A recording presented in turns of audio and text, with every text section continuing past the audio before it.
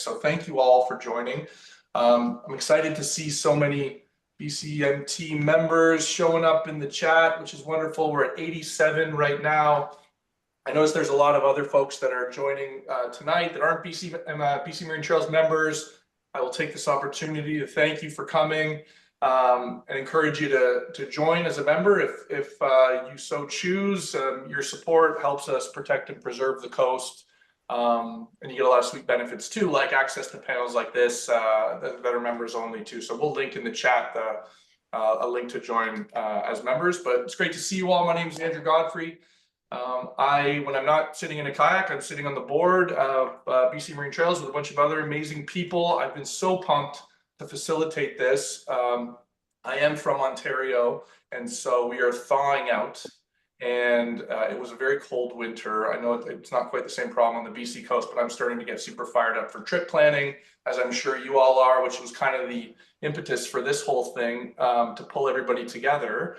And so I'm very excited to bring together a very impressive group of paddlers and adventurers who are here to share some advice and guidance with you, with us, with me, on how to get ready for your trips. So it doesn't matter if it's a day trip paddle in the bay, or if it's a weekend warrior excursion, or if we're talking long hauls in the backcountry. We've got some incredible people here who I'll introduce shortly, talk a little bit about the best ways to get prepared for those adventures. So the goal for the next hour and a half together that we've got is to give you a bit of insight into how experienced trippers plan and think about getting ready for their adventures. We're going to share some tips and tricks, maybe some unconventional knowledge, unconventional thinking about how to prepare for all the things we know, all the boxes we have to tick as we get into it, and then leave about a half hour at the end. Hopefully, we'll see how long we actually end up with to answer questions that you might have. And I know some of you thankfully submitted them already, which is amazing. I'll also say, throw them in the chat as well. We're going to try and work through them as much as we can and see if we can find some patterns in the questions so we can get to it all. We only have an hour and a half, and it's gonna fly by. We are going to record today. I believe we're already recording. Hope that's okay with everyone. We really just do want to have the content ready to access and put it up on the BCMT site later for you to be able to reference well into the future. So today we're going to cover some cool topics. We're going to talk about meal planning. We're going to talk about wildlife encounters. We're going to talk about weather and navigation, preparing mentally, physically for trips, and then managing groups and getting through emergencies. We'll cover as much as we possibly can. And we're very excited to go through that all with you. Sam, I don't know if there's anything else that I'm missing housekeeping wise that you want to add other than throw whatever you want into the chat. Yeah, just with the Q&A, we likely won't be able to get to all of the questions. So if you do see a question that you like, put in the chat, just give it a thumbs up so we know what to prioritize so we can do the kind of most popular questions during the Q&A.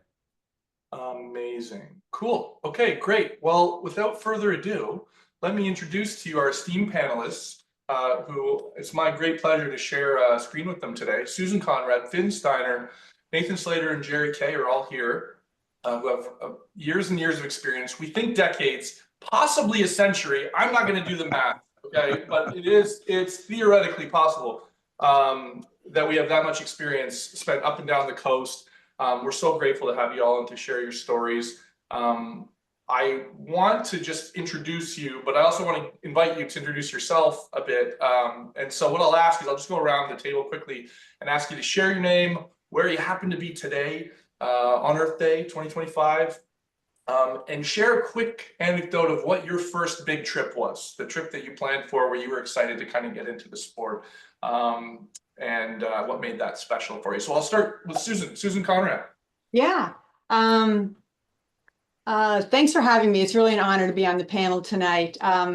So Susan Conrad, I'm a paddler who thrives on that, that point-to-point perspective of long linear paddles. I'm just wired to do expeditions and long distances. And I also just love that, what I refer to as this heightened awareness that I get from solo paddles.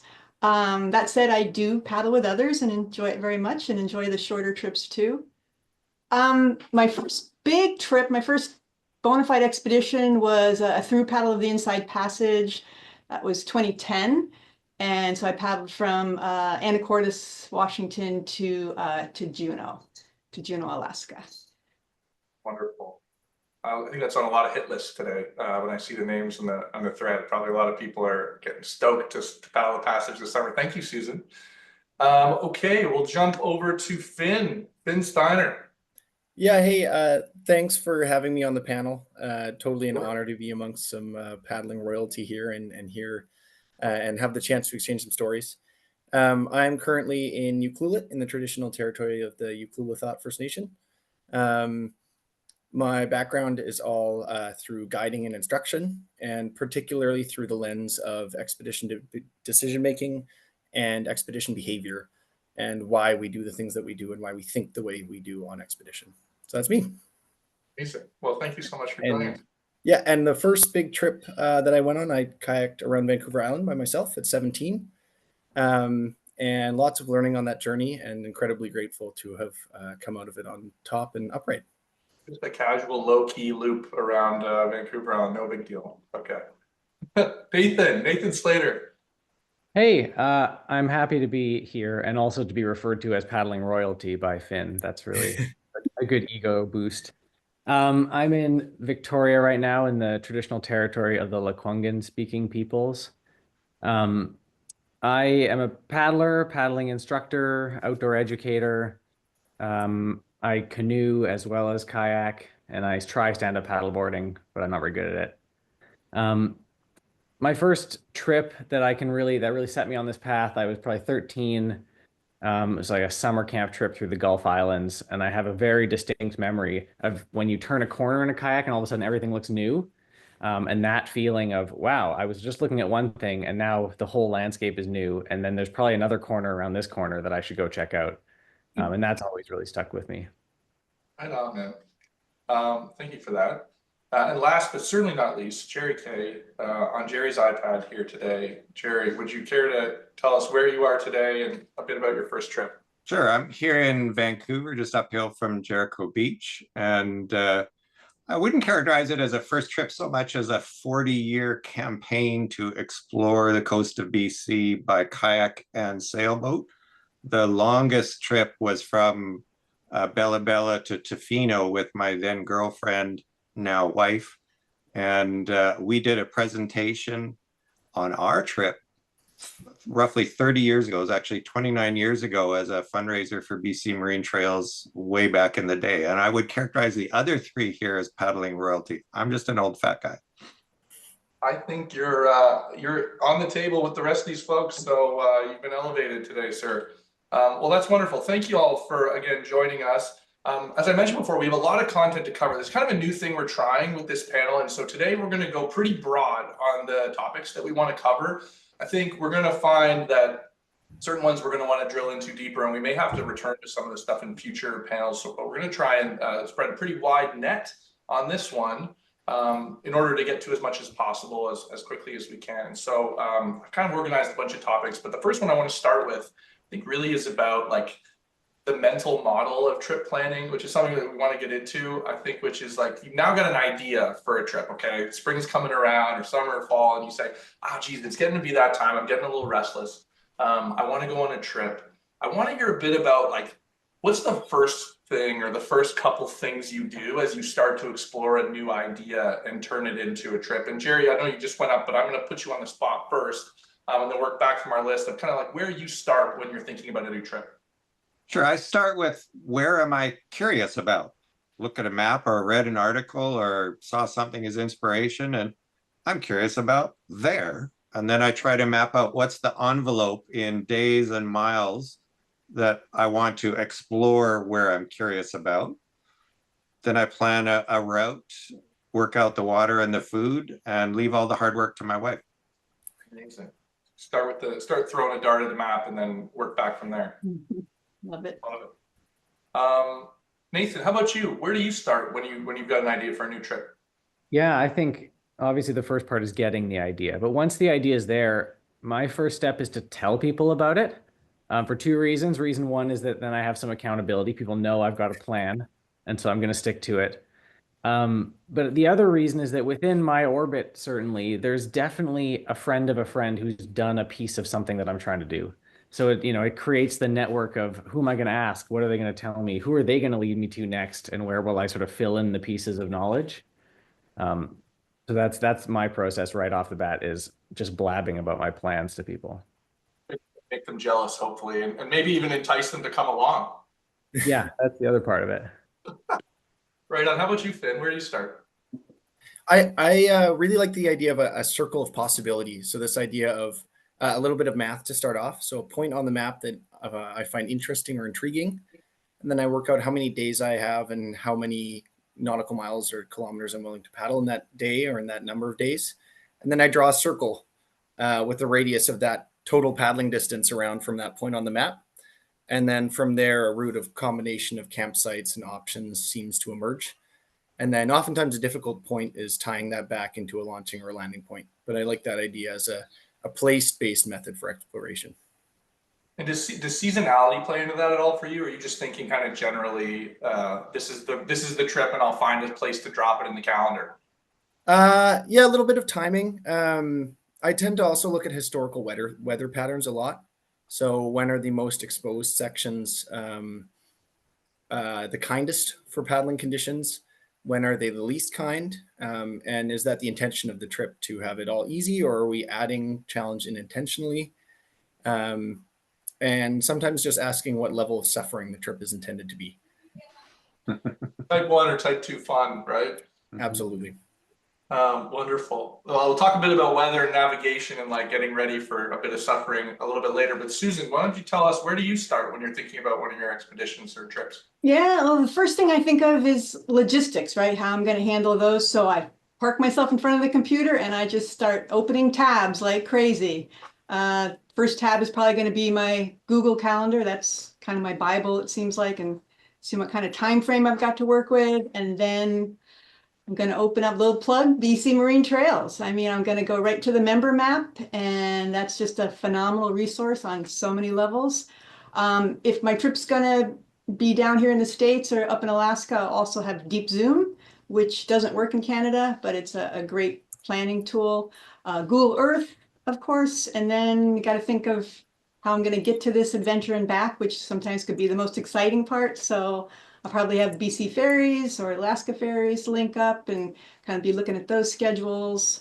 Just everything wrapped into logistics.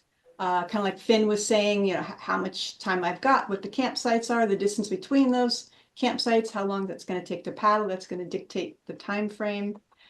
Then I'm going to start dragging out the dehydrators and getting my butt in shape and just on and on and on and on.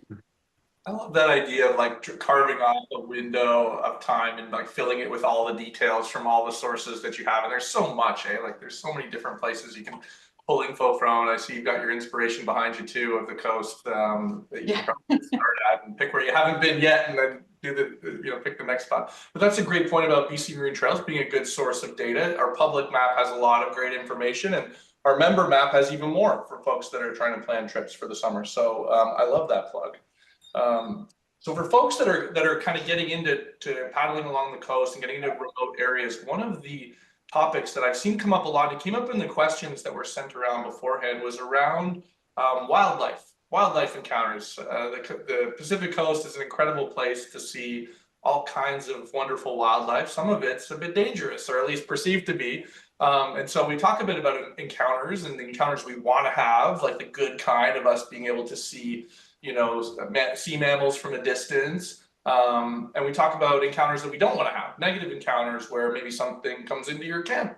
I'm sure we've all got stories about those types of encounters. But I guess I've got a question, and I'll start with Finn on this, which is, how do you maximize the possibility of a positive wildlife experience and minimize the possibility of a negative one when you're on trip? Yeah, it's a great question, and I'm sure we could spend an hour on this topic alone. I think of encounters in terms of positive and negative, not just for me, but for wildlife. And I think that's a huge part of it is, for me, the ultimate goal of any trip is experiencing positive, wild, unaltered behavior from wildlife. And so with that being said, I think it comes back to a viewing-based approach of respect. So giving animals space to do their thing, understanding that there are times that you're able to move closer and understanding that there's times to move back. I think we commonly get in this idea of 2-foot-itis, right? We creep just a little closer and just a little closer, whether it's through binoculars or through a lens or through the boat. And a bit of situational awareness in that instance of whether you're in a boat and you're managing your drift, whether it's current or whether you're on shore, can go a long ways towards creating a positive encounter. And then the other big sort of layer of that is just managing food and any attractants appropriately. It may not be food, it may be something that looks interesting. But I generally have a look around camp before I go to bed, when I get up in the morning, at any point, sort of, is this critter proof? Would an animal running down the beach find this interesting? And if the answer is yes, it only takes a moment to manage. And realistically, we're not managing for one incident, but cumulative impacts that we all have a responsibility to avoid. And if we all take these actions, we can really work together to minimize these impacts. Yeah, that's wonderful. Is there an encounter that's particularly memorable to you on either side of that spectrum that you'd like to share? Yeah, I was paddling in Cayuga Sound. I was 14 with my mom. And we were on a 2-week trip, and we were hoping to get around the Brooks Peninsula, and the weather had closed in on us. So we were camped on an island, and we woke up one morning to the entire wolf pack out on the beach. There were 6 pups, and they spent the whole morning on the beach with one of the females and the whole puppy party playing on the beach. And it was only later on through my work that I learned that is also a behavior in which the wolves find there's less competition around humans. We're loud, we smell bad, we make noise. So that can sometimes be a safer place for them from their perspective than around all the other big predators on an island. And having a bit of awareness of why and how the basic biology of that works makes a bit of understanding much better in terms of how that experience shapes up and how you can manage yourself. But certainly life-changing and memorable. Oh my God, that sounds incredible. What an experience. Susan, you mentioned you have some experience of your own with wildlife encounters on either side of that spectrum. Can you share a bit of advice for us on how to maximize the good and minimize the bad? Yeah, well, I haven't got a lot to add to what Finn said, but just to increase your chances of positive encounters, I think it's just about being present and, of course, being quiet and aware and on land, letting the wildlife come to you. Some of my best wildlife sightings have been in camp, like the spectacular whale displays, like they're competing for my attention and they're just like right out there in the bay, or a family of otters, just playing on the rocks nearby, or this massive octopus out there. Yeah, and then it's kind of the opposite if you want to not have those encounters, like if you're camping in bear country, and that's, make a lot of noise, let your presence be known, make, I don't know, I use bear bangers. Canadians probably know what those are. You can't get them down here in the States. But that's my go-to if I'm spooked in camp. And so it's just a cartridge or a launcher, a pin, and you screw in the little chamber, and then you pull the pin. It's spring loaded, and it hits that cartridge, and it just shoots up into the air like, I don't know, 30 meters or so, about 100 feet. And within a second, it sounds like a gunshot. So it is like ear-splittingly loud, and it's just going to scatter, anything in the area. And that is what I used when I had my little bear encounter in 2022. I've got a bear story, which Please, I could if you share. don't mind. Yeah, I'll give the short version here. So this is on an expedition where I was kayaking from San Juan Island to Sitka, Alaska in 2022, and I just paddled into Alaskan waters. And it's going to be my first campsite in Alaska, a place called Tongass Island, which is a real common stopover for through paddlers of the Inside Passage. And so I come ashore, unpack the boat, haul all the gear up, put all the gear bags on this massive driftwood log, drag the kayak itself up. I tuck it on the backside of this large log, and the bear spray's in the kayak. It's a tiny island. I'm not thinking bears. I've camped there before. No one's ever, seen bears or signs of bears there. So I'm sitting on the front of this log looking at the water, and I've got this massive sandwich in my hands. I'm hungry. I've taken a couple bites, and then in about a minute, I hear this galloping sound in the forest behind me. And it takes my brain a few seconds to calibrate, like what's happening. I mean, what's happening is there is a mama coastal brown bear and her cub, just like right there, like 30 feet away, that close. And I just I saw the humps and I saw the claws, and I'm like, oh my God, this stuff is real. And all of a sudden it has like this superwoman qualities. I jumped up on the log, the sandwich goes in the dirt, and I just start, this is probably what you're not supposed to do. I just started waving my arms and screaming and yelling. You couldn't be in a more dangerous situation, right? I don't have my protection. It's in the boat. I've got food in my hands, and I've just spooked a mama bear with a cub. But I was incredibly lucky. She just pivoted and went back into the clearing where she'd come out, cub right on her heels. But for whatever reason, she circled around like a minute later and came right back toward me. And so I did the same thing. I just kind of jumped up and I'm screaming and yelling and going crazy. I still didn't have an opportunity to get my bear spray or shoot off a bear banger. But she wasn't really being aggressive. I think she just wanted by me on the beach. But I wasn't having anything to do with it. Screaming and yelling, she spins a U and goes back into the clearing there. And fortunately, she didn't come back. I got the heck out of there. I packed the boat up so fast, literally running with my gear, running with the boat, stuffed it as quick as I could. And I paddled back down this channel that I had come up earlier that day where I saw this float where fishermen sort their nets. And it's like, there's no way I'm camping on land tonight. So there was a tender there. And I asked the captain of the tender if I could camp on his float. And I told him what had happened. And the first thing he said was, oh, she's back. And I'm like, what do you mean she's back? And he goes, oh yeah, I saw her swim over from the island to the mainland the day before, and she had the cub on her back. And he was convinced that she was trying to lose the cub, that she was trying to buck it off and tell it to get a life. And so that's what he figured was happening on the island there. That's why she wasn't interested in me. She wasn't aggressive towards me. She just wanted to lose the baby, tell it to, boot it out and get a life. So yeah, that's my bear story. What not to do. Nice to have you back on the top of the food chain after that one. Oh boy, what an For adventure. sure. Well, that's great advice. I'm also very aware of like food smells, but the one I find people underestimate is like pot smells. Not that kind of pot, but like what you're cooking in. Like, people will put their garbage away and they'll put their food away and they'll leave out like a cast iron pot that they cook bacon in, like by the fire. And it's, you wonder if you've scrubbed it clean. Probably not. So yeah, a bunch of great tips there. Thank you guys. We'll transition to some kind of a similar topic, which is meal planning, like getting ready for a week out there, a weekend out there. Jerry, you talked a little bit about some of the secrets that you've amassed over the years in terms of getting food ready on trip. Can you tell us a bit about how you think about meal planning? Sure. So for something like a 2-month trip, it's amazing how much work goes into 2 whole months of meals before you even depart.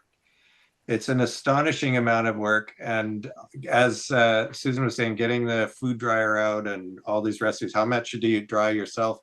How much do you purchase from MEC or REI as a pre-done thing that's just boiled in the bag? Generally, my wife is very organized about those things, and she assigns me a limited number of meals so that it doesn't screw things up. Favorite meal, Karelia prawns, which she home dries. It's like prawns in a coconut curry cream sauce. I would say the most important thing for me, though, is my wife's a bit of a sugar Nazi, very, very healthy eater. And so I have to, on every trip, have my own private candy bag. So I'd recommend that for anyone who needs it. The important stuff. Important stuff, exactly. It's a valuable currency once you're out there, For sure. And when you're mailing your Tupperware container to your food drop, my wife, as the sugar Nazi, had all the healthy good stuff, but unbeknownst to us on our trip, the person we asked to deliver it untaped it, pulled the box apart, and stuffed every spare bit with candy bars. And when we opened it up, it was just awesome. What a treat. So drying food and making sure you got enough simple carbs to get you through it. Simple carbs, yeah. Beautiful. How about you, Finn? You mentioned some strategies for meal planning in the backcountry. What can you share? Yeah, I think it's a really interesting question regarding whether you view food as adding to your experience or helping you continue your experience. And I think that fundamentally changes how you pack for a trip. For me, working in a commercial background, I think guiding the onus is very much on food and it's shifting even more to food as we go along.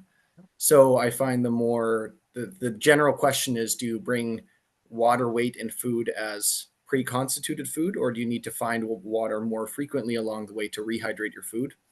And that fundamentally changes the trip, right? If we're bringing lots of fresh vegetables and heavy food, more resupply is needed, more forethought, more planning is needed into how to use those before they go off. There's expiry dates, that sort of thing. On the other hand, conversely, with dehydrated food, obviously, it's significantly more shelf stable, though it doesn't have an infinite timeline in some cases. And it requires a lot more forethought pre-trip, but less post-trip or in-trip. So those are some things I think about. Is it a form over function or a function over form question? And finding a balance as well. I know a lot of my personal trips, I plan a bit of both.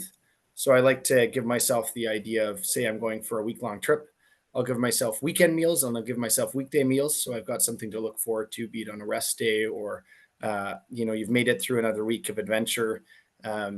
It's time for a nice black bean and pulled pork soup rather than your dehydrated eggs that you have or whatever it may be. So I think fundamentally that's just the question to ask yourself is, are you here to enjoy the scenery and the food as an accessory, or is this part of your overall experience? That's wonderful advice, and to figure out which side you want to be on for which trip, and it changes for me trip to trip too, year to year. How much do I want to cook? It's the cleaning. I want to clean pots. If I can eat out of a bag, I'm good to go for many days. So I think that's wonderful to decide what kind of trip you're on and what kind of cooking you want to do with groups or otherwise. So that's great. I want to jump ahead to a question about, actually it's kind of in line with meal planning, but about preparing your body and your mind for trips and like getting in the physical state or the mental state to like spend a whole day in a boat and, hauling gear back and forth from the shore. Nathan, you mentioned you've got some experience in getting your headspace right and getting fit for these trips. What can you share as far as advice for getting prepared? Yeah, the advice that I would give is that if you're anything like me, you're really bad at following a plan for fitness. And so I always try to work it into the planning of the trip, especially if you've got time. Like if you're doing a longer expedition with newer people and people are, coming from maybe different countries or different parts of the coast and meeting up, there's a good chance it's going to take you 4 or 5 days to get into a groove. And so planning for that has really served me well. So that would be my recommendation is, if you're aiming for 20-mile days, don't aim for the first day to be a 20-mile day. Give yourself a little bit of a crawl into things. Yeah.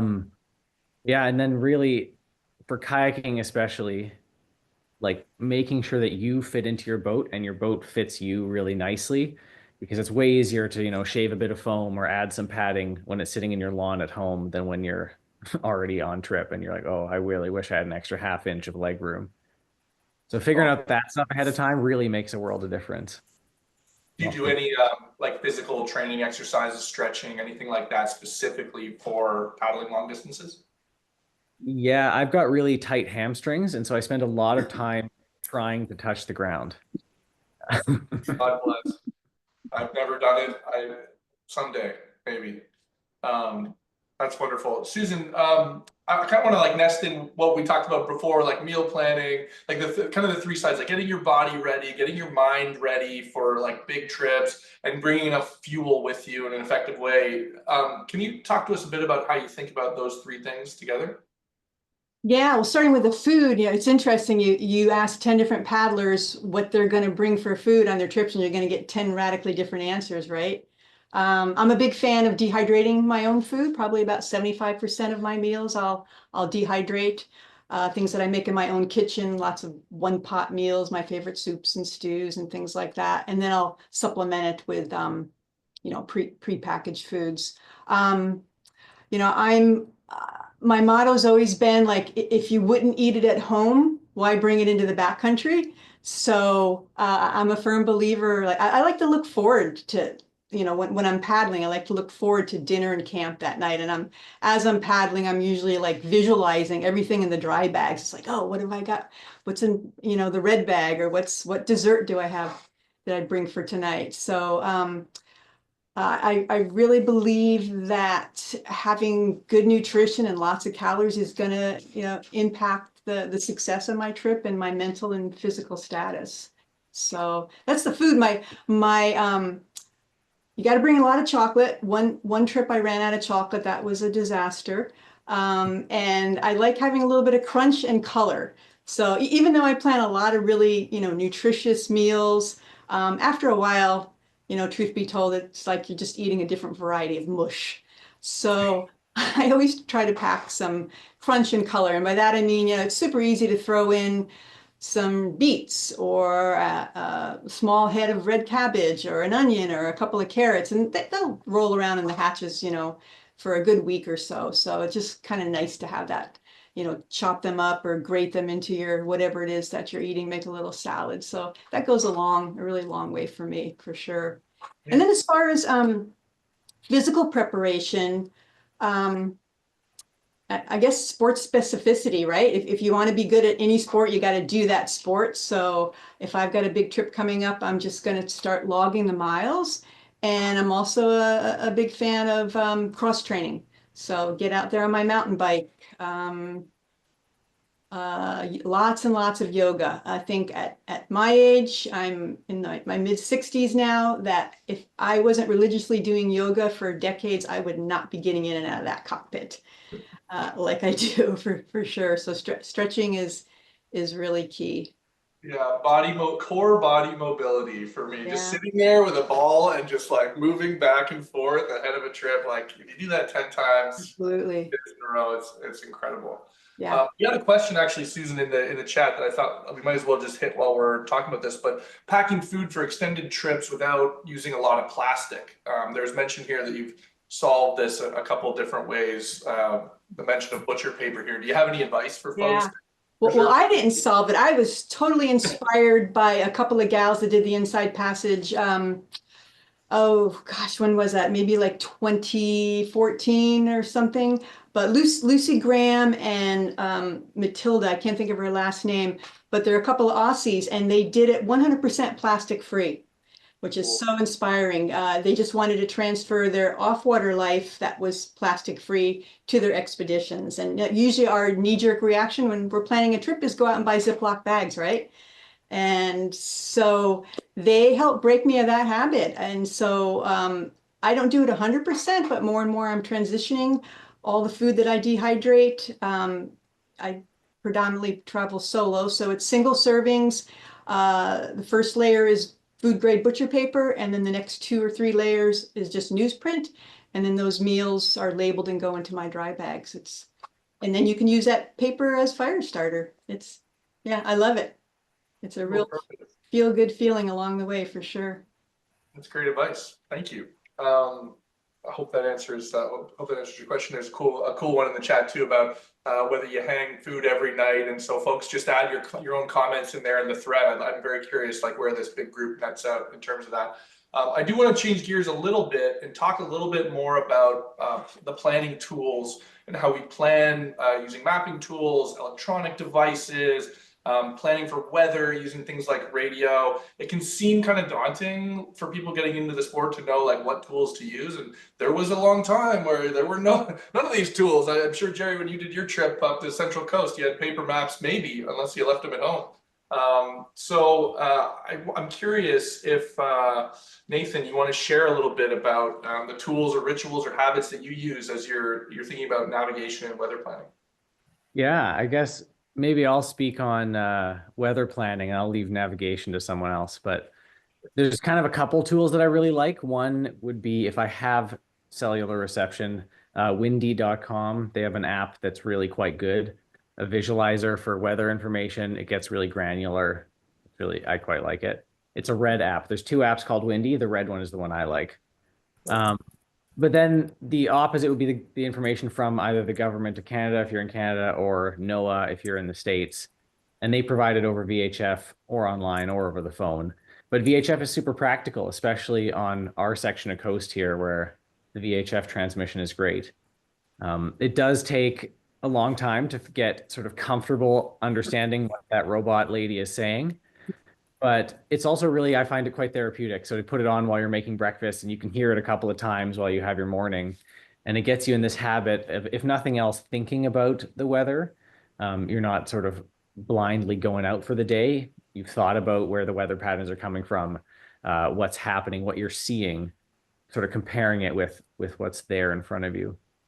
I like to write the weather down, so I record it from the radio, and then that way I have a terrible memory, and later in the day I can reference what I've written, or the next day I can say, oh, it did change from yesterday. It's not just the same thing.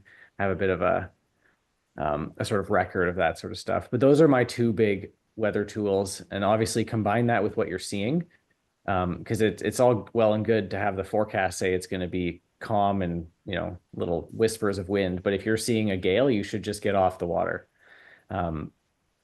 Yeah, that's my big tool, is to kind of keep working through things step by step. So, you know, you round a corner and you found a new beach. And then if things change, you know where to get off, and sort of planning that risk management component along with my weather. I sort of, use those two in tandem. Amazing. Well, I like the BC trick of if you don't like the weather, just wait 15 minutes and see what comes out. So that combined with the tools, of course, and the planning that you're describing, I find to be an effective tool.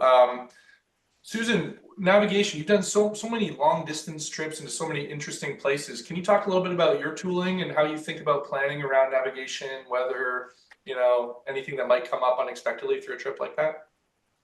Well, yeah, I always say that I'm an old-fashioned paper chart and compass kind of gal. I mean, when I first started tripping, that's really, you know, all that we had. We didn't have all these marvels of modern technology. Heck, in the mid 90s when I started doing it, like, we'd be hard pressed to find a payphone, right?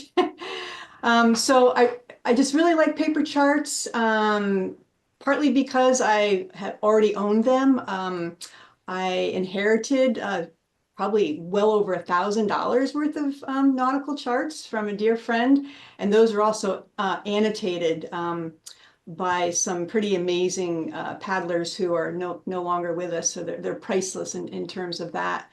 And I just also love that process of, you know, synthesizing this three-dimensional world out in front of my bow with this flat piece of laminated paper, you know, on my deck. I just love going through that process and just always piloting and, you know, comparing, you know, okay, so that's that river flowing in, or that's that bay, or you know, that island, and just always kind of staying found on the chart. But that said, I do occasionally will use my inReach or Navionics for what I refer to as a digital second opinion. So yeah, and then, you know, as far as weather, just kind of like what Nathan was saying, VHF is always my go-to, and just kind of listening to the trends. Is the weather expected to, you know, get better, get worse, stay the same? And then having the inReach has been a valuable tool, just because I have a logistics person back home that is texting me what the Windy app is saying, or I use SailFlow, or they're looking at NOAA, or, you know, the Canadian forecast, or, you know, whatever the case may be. So that's like really helpful to give me the big picture, so I can decide if it's a go or no sort of thing. It's a great idea to have some support tooling back home to, yeah. It's indispensable for sure. Well, God bless all the people that help us go on these trips. I think I see my wife in the chat there. Thanks, Marna. Finn, you mentioned you might have something to add here as well. What can you tell us about planning for navigation weather? Yeah, I think it is a really interesting topic that goes back to sort of the art or intangible value of wayfinding and seamanship. So this idea that not only are we piloting, or we're vectoring, or we are using our inReach, but this idea of an innate understanding of natural landmarks, right? Like, obviously there's more to it, but the simplicity of a trip like Vancouver Island or the Inside Passages, as long as you keep land on your right and you keep moving north, you're eventually going to end up in Alaska. Or if you keep land on your left and you start on Vancouver Island and you follow the entire shoreline, eventually you're going to end up where you started. And obviously there's more layers attached to that. But this idea that we can use natural features to guide us along, right? The idea that generally wherever there's a peak, inevitably there will be a valley, and there will be fresh water at the base of the valley, and there will be a creek, and there may be landing opportunity there. And if there's not landing opportunity there, there will be another peak, and there will be another valley. And if there's a long stretch of water and there's a particular direction of predominant wind blows, then likely at the opposite end of that stretch of water, there will be beaches. So using a bit of this sort of intangible value of zooming out and looking at the bigger picture a little bit more to support what the chart is saying, what the InReach is saying with your personal experience. And I think there's something to be said. We go through these phases of research where we go down the rabbit hole, and I meet people on trips who have seen a photo of every single beach they're going to land at and every waterfall, and they've read the guidebooks upside down and sideways. And I think that takes away a little bit eventually from the joy of discovery, right? A lot of us are here because we don't want to do a hiking trip where we're on the same path that everybody else is hiking. That's the freedom of paddling. You can move left, right, up at the channel, around the island. And I think there's a little bit lost if we don't leave a little bit up to interpretation. There's an art to knowing where you are, but there's an art to giving up a little bit of that control and allowing discovery to come in. Andrew and I were talking briefly about this the other day, about this idea. I'm losing my train of thought here. Andrew and I were chatting the other day about this idea of risk management on the one hand and joy management on the other hand.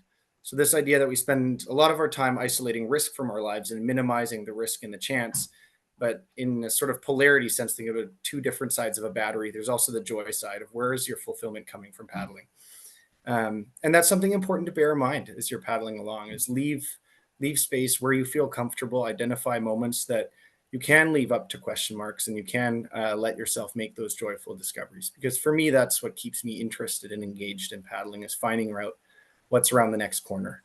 And if it's not something that is a do or die or a safety concern, maybe next trip challenge yourself to open yourself to a little bit of risk, but perhaps some joyful experiences as well.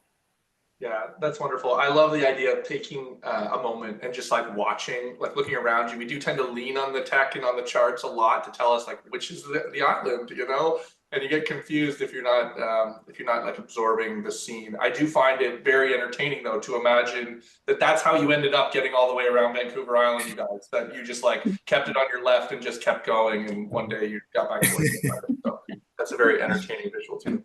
Can I add a little something as well? So I'm with the others in VHF every day, checking wind forecast in particular.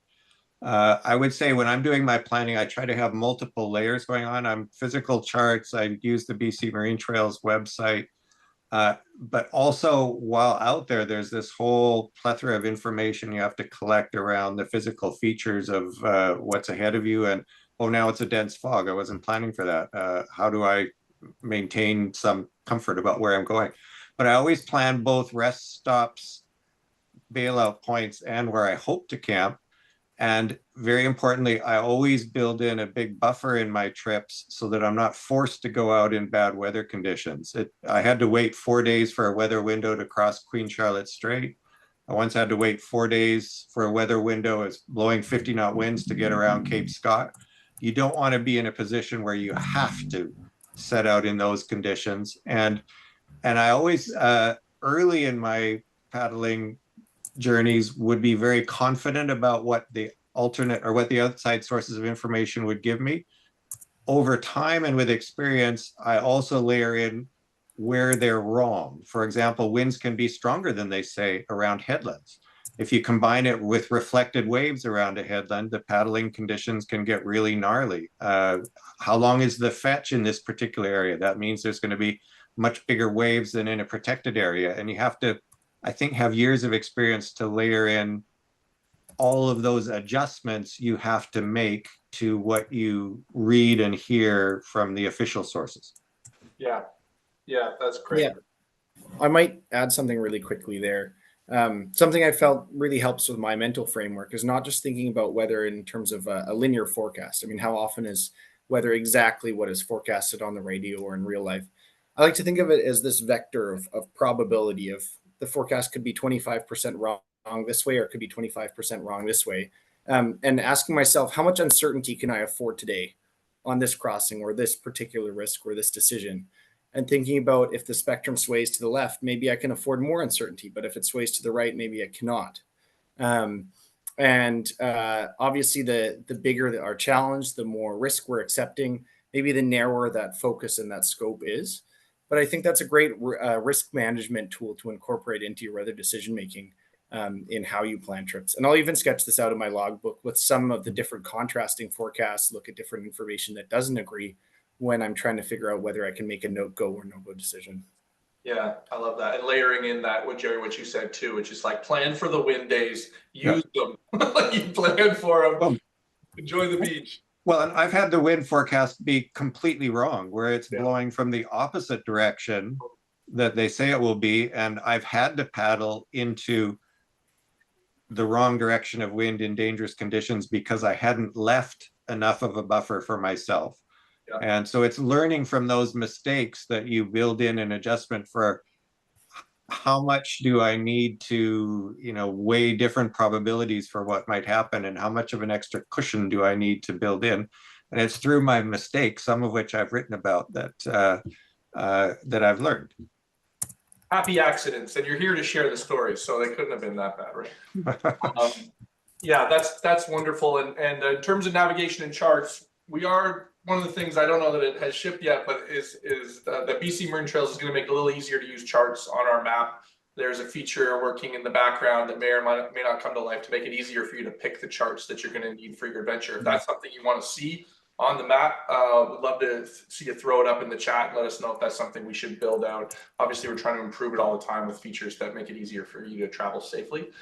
So Finn, I'm actually going to jump back to you quickly, not to like change the mood a little bit, but yeah, that emergencies do happen on these trips, no matter how much planning you do. The weather changes, something happens. Can you talk a little bit about how you plan for safety as you're getting ready for a trip? Yeah, it's an interesting discussion. So I just finished teaching a Paddle Canada Level 3 course, and these folks in there we had a great discussion about this. So it's very apt timing. But I think sea kayaking, we're a very safety conscious culture. There's a lot of onus placed on decision making and risk management. And I think having a framework of some sort that works for you. So for example, we teach a lot around the idea of me, we, and the sea. How am I doing? How is the group doing? And what is the ocean doing? And will that accommodate these goals? Or a WETAP, which is something that's used a lot more in a military sense. So weather, environment, terrain, your assessment, and your positioning in regards to that. Lots of different frameworks can be a really good support to the risk management and safety. On the other hand, I think it's also a question of what gear do you bring to support yourselves. Do you need to bring a big repair kit? Are you bringing a small repair kit? Are you bringing a big first aid kit? Or are you bringing a small first aid kit? Right? When things inevitably go wrong on trip, generally it's people or it's gear. And those are the sort of two categories I break my incidents into, generally speaking. And I find there's this curve of how big your first aid kit and repair kit goes versus the length of the expedition. And at a certain point, it starts to get smaller again. So thinking at what point, what am I equipped for? And when I'm making a decision of whether I'm evacuating a client or I'm pulling the plug on a trip, it's more from a context of not, do I have the gear to deal with this now, but is this field manageable for the rest of the trip? Right? We've had in programs, we've had someone snap the bow of their boat in half. And we duct taped and tuck taped the daylights out of it. And that participant kept going on the course and we had a great time. But we had the tools and enough duct tape to last us, and the things we were doing in that trip were not conducive to breaking another bow of a boat. And we felt that was appropriate. Maybe that's not appropriate on a 74-day expedition up the Inside Passage, but in the context of where you are makes all the difference of, can you manage this situation in the field? Do I have the gear for it? And do I have a framework for assessing and in establishing this risk? And there's lots of different models out there if people are curious. And there's lots of literature written on this as well. So it's a deep wormhole to dive into, but it's a fun one. Yeah, and I feel like something we could spend a whole hour on talking through is like safety rituals. And I think maybe it's something we double click into in another session. But for folks on the line, use the brand name duct tape. Don't get stuck with the fake stuff that I got stuck with. That falls off immediately, everything you put it on. So that's not the thing you want to cheap out on. And actually, just to kind of go on something that Finn has said, around groups, like the group dynamics is something that's really interesting that comes up a lot in trip planning. You know, Nathan, you talked about it, like telling your friends, maybe you amass a group, the different people that you bring in with you and their experience levels and how that impacts the group dynamics of folks, probably some wanting to go faster than others and some wanting to go slower. And I'm curious how you balance all those individual perspectives, knowing it's fun to have a lot of people on a trip. I think we all love solo travel, but it's fun to have other people around you. Nathan, can you share a bit about how you manage complex group dynamics when you're out? Yeah, I would say for me personally, that's one of the bigger things that I tend to work on before I go on a trip is how will the group mesh? How will the group's goals fit together? How will we have a good time? Because especially, you know, a weekend trip, it's easy to find a friend to do it. But if you're out for 2, 3, 4 weeks, you have to have some pretty committed friends that want to come with you. And so there's a chance that you're the one dragging them along. There's a chance that they really want to come, but they don't have the skills. There's a chance that they have the skills, but they don't have the financial situation to pull it off. There's all these kind of different variables that you have to work through. So every case is going to be unique, but I would say I spend more energy maybe than I need to, but it makes me feel comfortable ahead of time, figuring out what people's goals are, what their capabilities are, what their ability to train ahead of time or acquire equipment or plan food, like what those capacities are before you leave. And then decide for myself and get everyone to decide for themselves whether the situation is okay. Like, am I okay to pick up the slack for someone who really wants to come, but you know, has some kind of commitment where they can only show up 3 days before the trip? Or am I not willing to do that this time? Or am I that guy that I have, you know, a different trip that I'm on right up until the go date. And so I won't be able to help plan gear until the last minute. Yeah. And then once you're out, ideally you've had these conversations already, but the slow, fast paddler, huge deal. You just have to find the middle ground. Is the goal to finish the, you know, distance objective? Is the goal to have a good time and see wildlife? Is the goal to challenge ourselves physically? Getting those goals in line and really bringing things back to the goal, I find really helpful. You know, are you going fast? Like, why are you going fast today? Or why are we going slow today? Is it in line with what our trip goal is? Or is it just because you got a cold bum and you want to get to shore? All those situations are manageable, but figuring out the why, I think, is really important. Sounds like a lot of communication. Yes. Yeah. So I would differ on one of the things you said, finding the middle ground. In every group, there's someone who's less strong, less confident than the others, and pushing them too far is a big risk. When I was younger, I had groups of very strong paddlers I would go out with, and I pushed them to the point of near mutiny. As I grew older, I became more aware of the dynamics of the totality of the group. And when I had children and was taking them out on kayaks, it was very clear to me the goal has to be making the trip work for the weakest, least confident paddler in the group. They have to feel safe.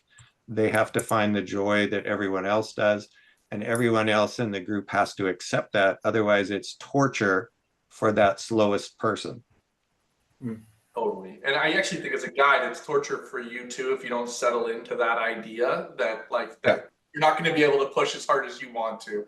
I do find it useful to use double kayaks for that, to have like the strongest paddler in a double with the weakest, so the overall group is less compromised versus everyone in a single. And like, it's very unsafe to have a group spread out, and if someone capsizes, there's no one to help, and it's just not something that I feel comfortable with when I'm a group leader. That's great advice. Finn, did you have something you want to add?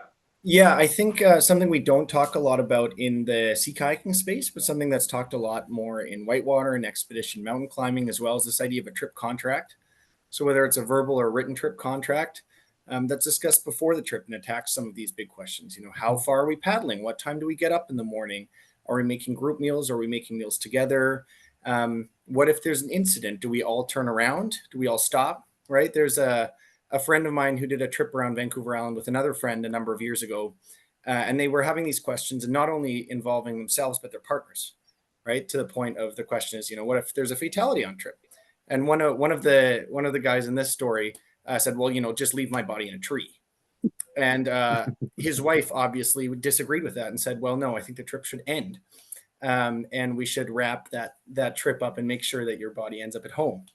Of course, that's a really extreme example, but this idea of having these difficult discussions beforehand and agreeing on them. And if there's no agreement made, then having that discussion of, well, maybe either we adjust the trip to fit everybody's trip goals, or this is not the trip for you.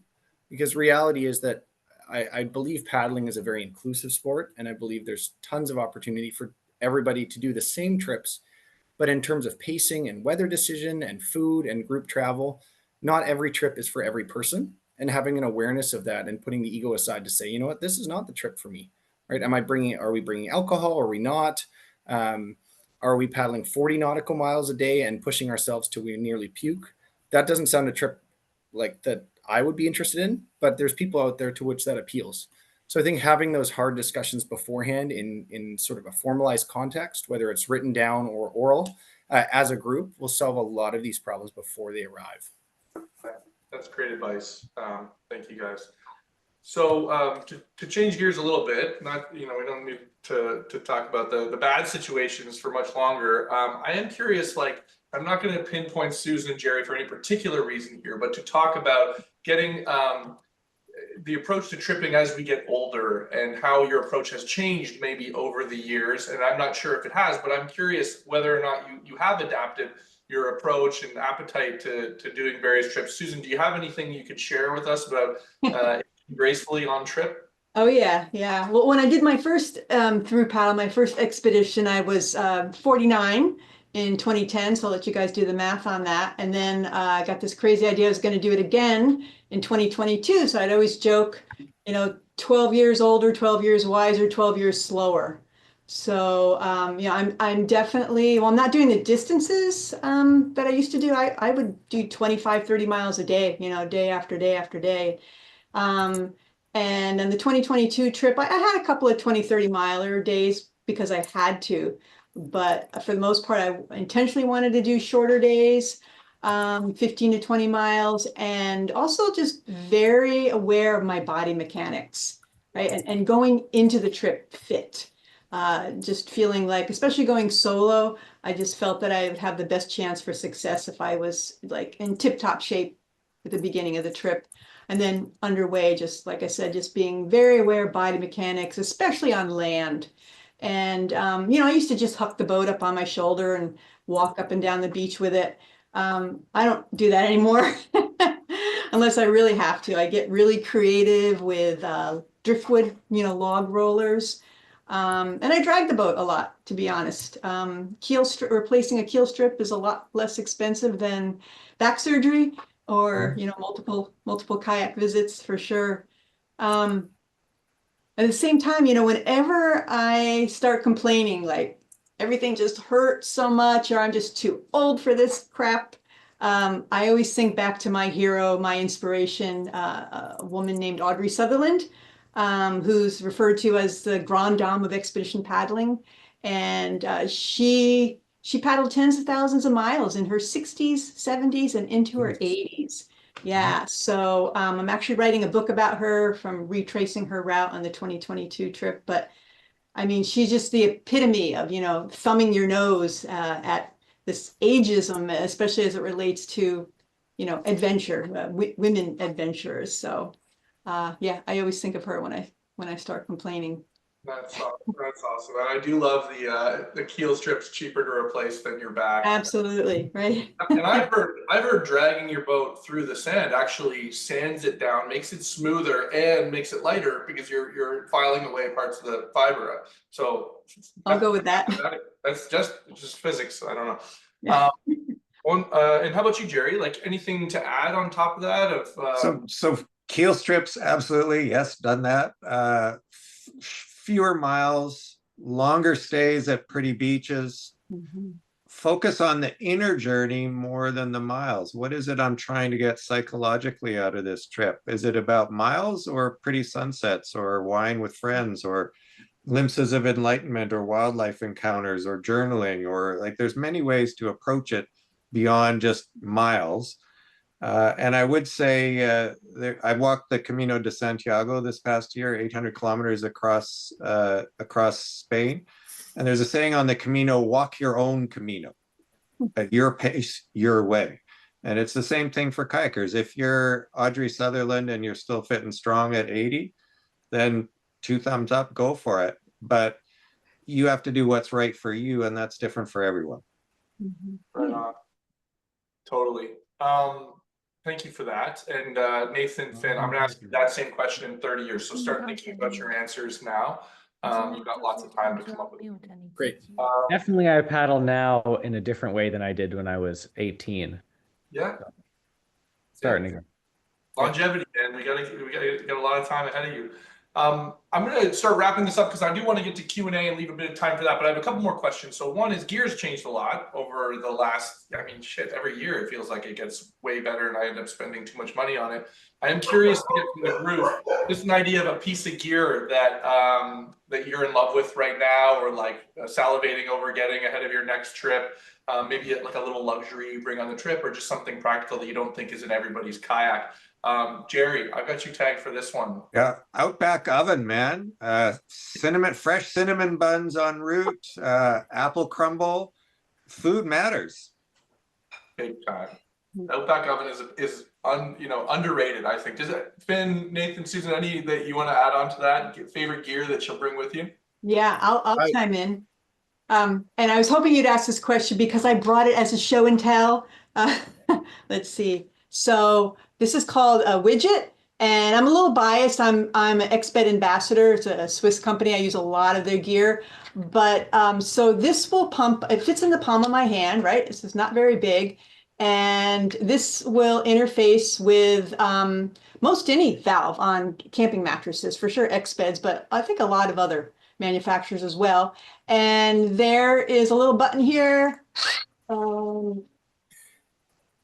That'll blow your mattress up in like 30 seconds. So no more giving your mat CPR or doing the airbag, purging that into the mat. And it also, check this out, it has 3 LED functions, and you can hang it in your tent. And it also has a couple of ports here, so you can charge your USB devices, your phone or whatnot. So I mostly use it to pump up my air mattress because I don't want to drain the batteries. And my longest legs between resupply have been about 2 weeks, and I've never had to recharge it.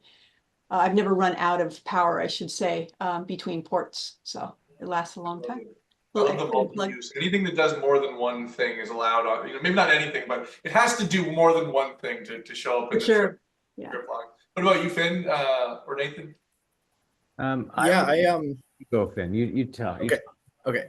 I have 2 very small things. The first one is I recently bought a small roll-up table, which has just been a game changer. It's wonderful. It means that my dry bags don't sit in the sand.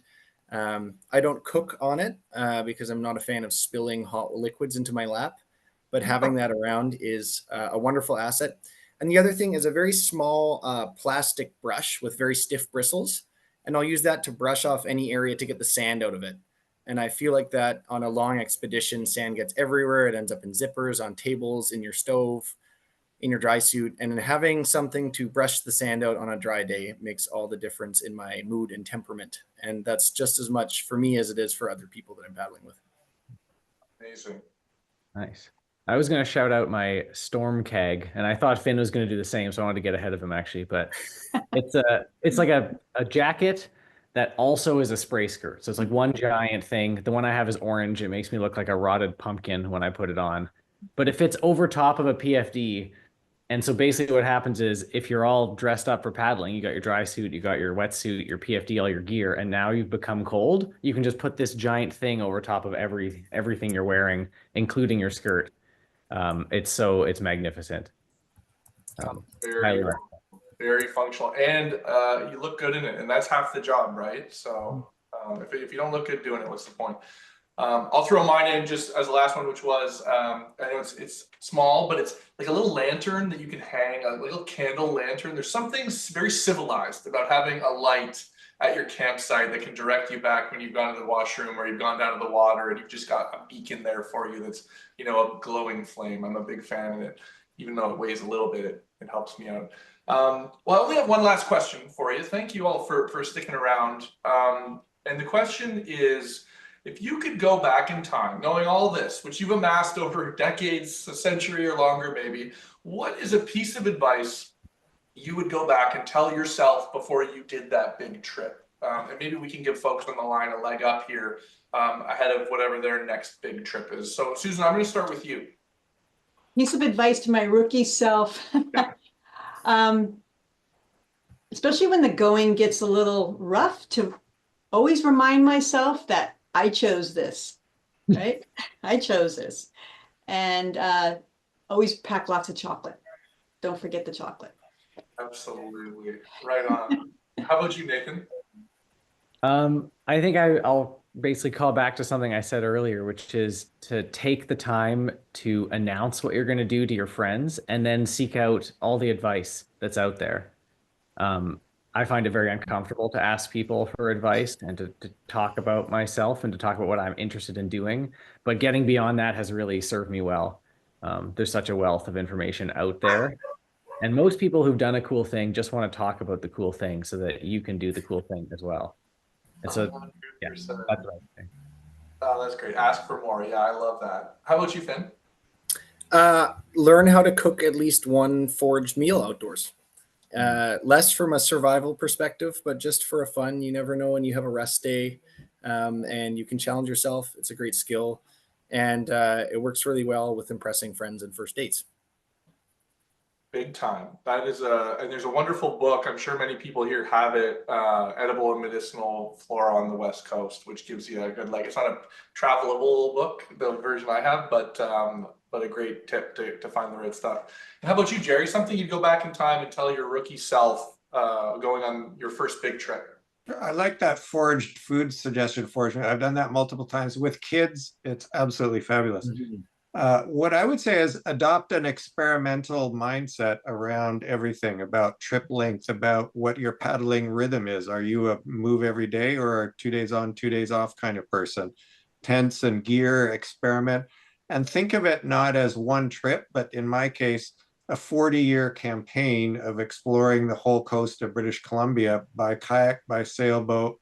What's out there? It's friggin' awesome. How do I get out there and experience as much of it as I can before my health window closes? Amazing. That's wonderful advice. Well, thank you guys.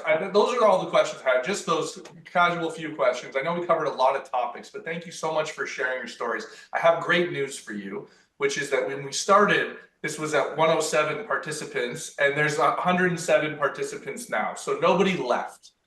Which means you were very entertaining, and I'm sure everyone here is very thankful for your time. I know I am. So thank you for coming and spending an hour with us to tell your stories. Again, Nathan, to your point, like us sharing out, I think, to our communities, the things that we're doing and asking for more of people. And there's a lot of names that are there of folks who I'm sure have questions and answers. I think building that community is great, and it's something we're trying to do at BC Marine Trail. So thank you all for joining. And thank you, panel. A Zoom thing from the I'm going to turn it over to Q&A for folks on the line, but I'll just quickly give a round of applause to our panelists here for their time. So thank you very much. And we've got 18 or so minutes left. Sorry for going long on the first part, but does anybody want to share questions in the chat that we can answer while we're here? And Sam, I don't know if you've documented a few that may have come through. We've actually, most of them have been answered kind of just naturally as we've gone along. But now is the time, guys, to send questions in the chat. And the way we'll do it, just because it does get pretty noisy when everyone unmutes, is if you can just send it in the chat, then I can ask it directly to the panelists would be great. Or honestly, Andrew, I think you can probably handle that as well, just to keep the flow of things going. Yeah, right on. Oh, there's a nice tiebreaker question in there. Wetsuit versus dry suit. Any opinions on this one? Yeah, I could weigh in on that because on my first trip, on the 2010 trip, I wore a wetsuit the whole time, and it worked fine. And I'd done a lot of training, in real conditions in it, and really cold water, and it does the trick.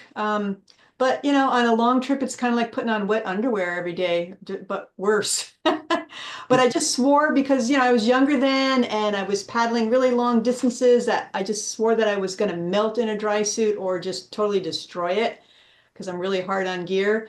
But then on the 2022 trip, I wore a dry suit and I was so thankful. It was a really crappy summer. I thought I had bad weather in 2010, but that was nothing compared to the weather I had in 2022. So I lived in that thing and I splurged. I got, a high-end, so-called breathable one. And I did rip the neck gasket out about halfway through. Surprise. But otherwise it was, yeah, I am a dyed-in-the-wool dry suit kind of gal now. Was it breathable? I saw the air quotes. Yeah, for the most part. I mean, wet is wet, but yeah, for sure. I'm a total convert now. I still have the wetsuit, but I wouldn't give it a second thought.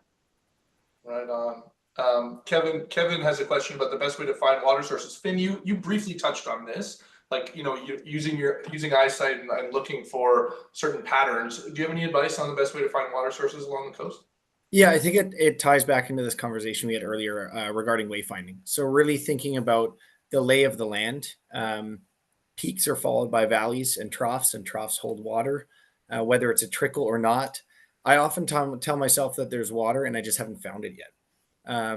Lots of places in the summer with pebbles and with sand have water running underneath on the bedrock. And sometimes it's just a matter of digging a little pool and stepping away for 10 minutes and coming back and you've got fresh, clear water filling in the pool.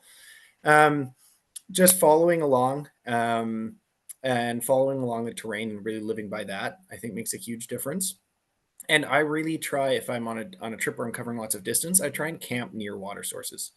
That's really the big thing for me over campsite selection, overview, over anything else, because it simplifies the rest of my paddling. It doesn't tie me down nearly as much. I've got water, that immediate need checked off, then I can think about everything else. And if you're not wanting to stop there for camp, then stop there at lunch. So that's a big part of it for me. Totally. I like the idea to look for the peaks and the valleys has worked for me almost always. So I think that's wonderful advice. Can I add something to that? There are offshore islands that you cannot have a reliable source of water year round, in the summer especially. So for those types of trips, always carry water with me. Adds a lot of weight to the kayak, but is necessary to give me the buffer I need. And I find a lot of times those water sources, if it's a larger river, you may have to go way upstream to get to the point where it's above where the salt water comes in and you're actually getting fresh water to drink. It's actually better in some cases to have steeper terrain and a smaller creek that's raised above where the rivers are to find water. So there's tricks to it, is all I can say. But it's a bad thing if you run out of water. So always have a buffer. The dromedary, yeah, the 10 liter minimum for sure. And I will say that not every BC Marine Trails site data is up to date on water sources, but many of them do indicate whether there is a water source at the site. So as you're going through your list, I tend to annotate them on my printed map of which ones at least we think there might be water at and which ones we're pretty sure there aren't. That seems to help too. Surf landings with loaded boats. Oh man, Brad's got a cool question about just bombing the shoreline. Does anybody have any thoughts on how to minimize the issues of landing with a loaded boat? Yeah, I can talk about that. The main thing that I always want to avoid is letting yourself become surfed. If your boat is 150 pounds and I'm 200 pounds, once I start moving, I have a lot of momentum. So usually if I'm the first one in, I'll be constantly checking over my shoulder so that when a wave comes up behind me, I can actually stop my motion, go backwards as hard as possible, get over the wave, and then I'm sort of chasing that lump of water into shore. Depending on this, the period of the surf and your speed, you can actually just kind of ride a trough all the way in. and then scramble out of the boat as fast as possible. Sometimes you have to repeat that exercise 1 or 2 more times. But that's really, in my opinion, the safest way to get it done, is to make sure that when the wave would normally pick you up and start kind of slamming you into shore, you've countered that motion by going backwards. If I'm the first one on shore, then I will assist other people. If someone else is the first one on shore, the expectation would be that they would assist me and whoever else is out there. Obviously arrange something ahead of time because surf is very loud. So a paddle signal works wonders. One thing I'd caution people about, often by the time you get to your landing spot, you got to pee really bad and you don't have the patience to count the waves and figure out, oh, this is a set where there's 7 little ones and then a big one. And you want to know which one you're going in on. And if you don't have that patience, you're going to pick the wrong wave. So keep that bladder in check for like an extra minute just to make sure you're picking the right wave on the way in. Easier said than done, Jerry. I would really quickly add, just to tie the bow on here, unless Susan's got anything to throw in. An expedition is not the time to practice your first surf landing. There's lots of clubs out there. There's lots of training organizations that provide great technical training over weekends or single days, and lots of peers that you can paddle with as well. And that's a great time to go through these problems and the problems solving the troubleshooting of surf landing. The first day of a big expedition or the 10th day of a big expedition, when you're cold, wet, and tired, and just want to get on the beach, makes things a lot more difficult if you don't already have a system and a framework for it. And the second thought is getting creative. If you don't like your landing spot, there's always somewhere else that will likely have smaller surf. We paddled last year from Port Hardy to Cayucot, and we never surf landed once. We always found somewhere, some little tuck cove to land in. And that takes a little bit of planning and a little bit of luck, but it's something to think about. Is maybe it's just a risk avoidance question. Yeah, that's great advice. Know the depths and pick the right bays to land in. Wonderful. We talked a bit about like groups and managing risk and how you balance folks that want to move one pace or the other. Virginia has a question about how you evaluate the capacity of folks on a trip. And we talked about communication. And Nathan, you touched on this, I think, pretty elegantly. Are there like frameworks in your mind of how you evaluate like who's going to be coming and balancing safety and experience and ability together? I like some kind of framework around communication, and then ideally a little prep expedition. Maybe it's a day, maybe it's an overnight, but create a framework where if someone's feeling uncomfortable, they can, do a safety veto. If someone is feeling like they want to push further, they don't feel constrained to say that, like you have an open dialogue.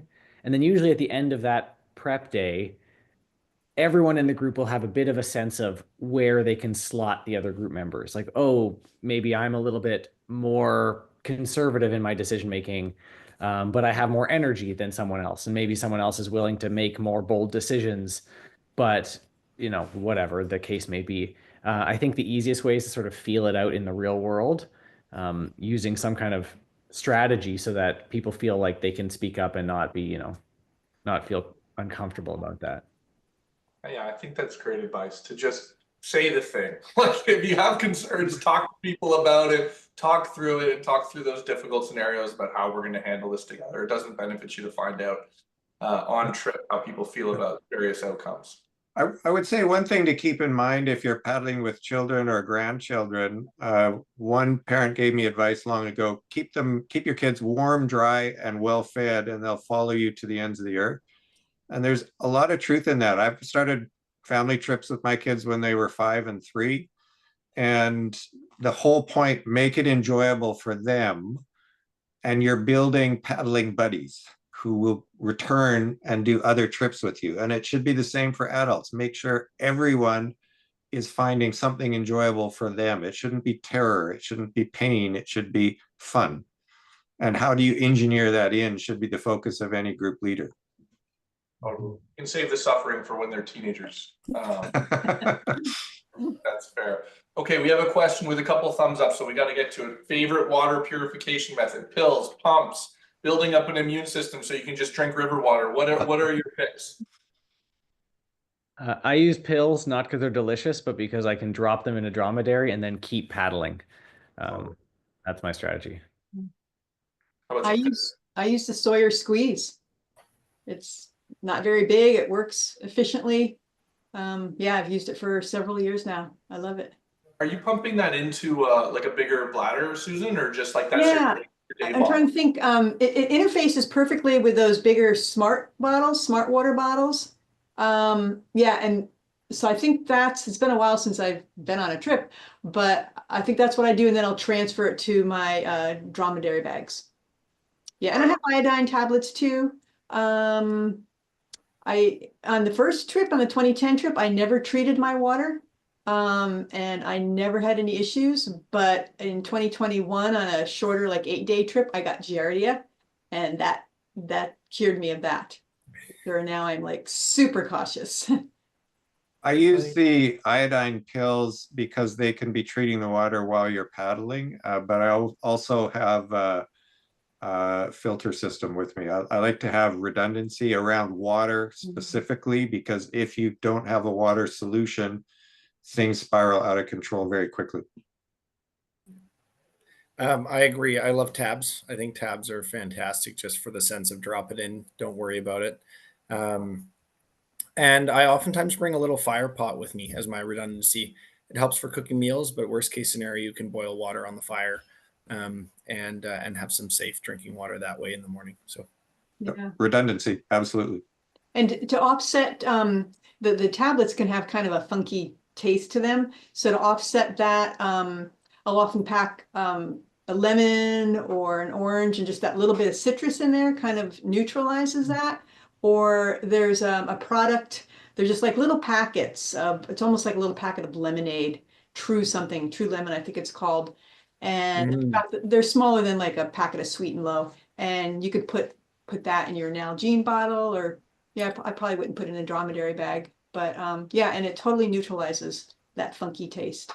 Well, on the question of the dromedary bags, I would say test your bag before you go out on a trip. I've purchased bags that had a horrendous chemical taste that made the water undrinkable. And I had not tested it before the trip. It was not a good outcome. Test your water bag before you go. I think that goes for like everything. If you can test It's like I said, it's experiments, tiny experiments. Test everything, experiment with it. Don't find out a day into your trip that you left the instructions for your VHF radio somewhere and you don't know how to find the Weather Channel. True mistake. I make lots of mistakes.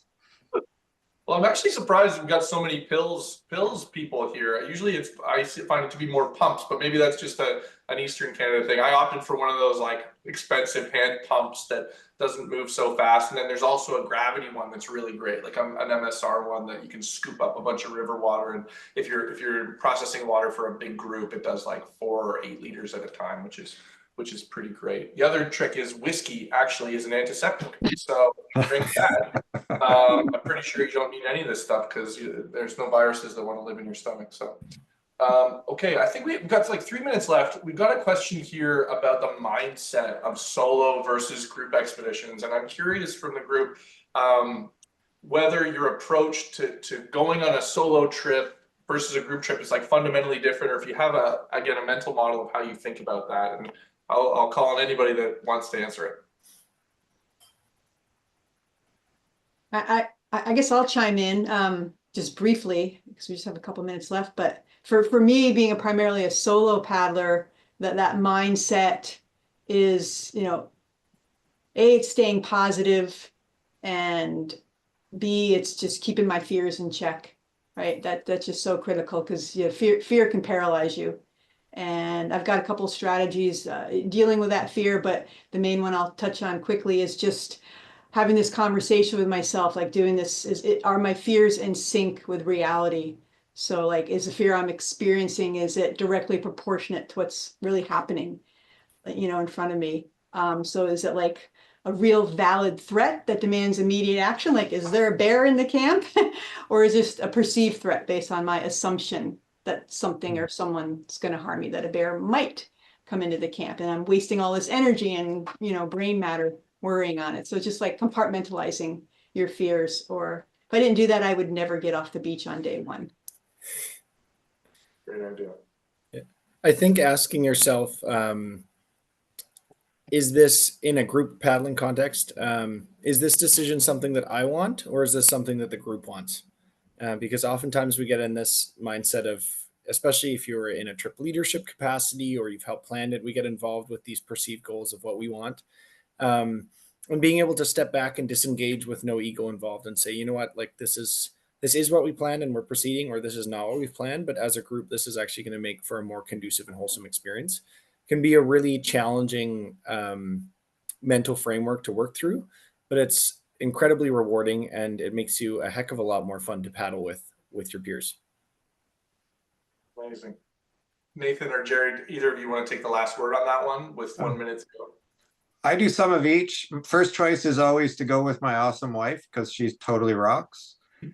And if she won't go, then I'll do shorter things on my own. But I have a group of friends, brothers, kids, and it's just, I find it more fun if it's social for me personally. But I will do stuff on my own also if I can't find anyone to go and I'm just dead set on going somewhere. Absolutely.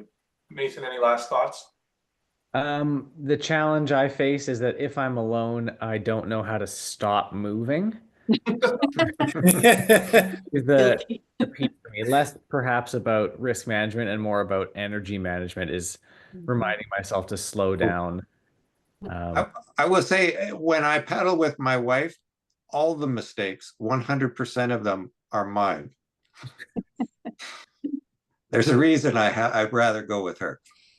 I love it. I identify with the movement piece. I bring a book now. The book keeps me somewhat engaged, keeps me on my butt for a little bit instead of running around camp like a madman. I do love that Barbara asked me in the chat mindset for solo versus group, but for solo stuff, having nobody pull you in any direction is like an incredibly liberating feeling, but it's also a big burden to assume for yourself. That is, you grow so dramatically on a long solo trip because you're your only, you're your only person to drag along. And so I find the mindset of just like wanting to spend a lot of time with yourself leading up to a trip to decide what kind of trip it is. Am I overcoming something like a big mental thing at work that I just need to like clear my mind? Is it a fun trip? Am I looking for like physical exertion? Like really just rattling off a list of what kind of trip do I think this is really helps. So that's my secret. But Susan, Nathan, Finn, Jerry, thank you so much for this. We're right at time. There's probably 100 more questions we could answer, and maybe we'll do that in a future panel. But I want to say thank you so much for spending this much time with us. And thank you to everybody who joined and stuck through it. If you have other topics you want to hear covered, I think you've got an email from Sam and I that we sent out with the meeting invites, but feel free to respond with ideas if you want to see more of this, if there's specific topics you want us to go into. But I'm so appreciative of everyone's time, and thank you very much for joining. Well, thank you to the other panelists, and Andrew, great job moderating, and Sam, thanks for all your work in the background. Thank you.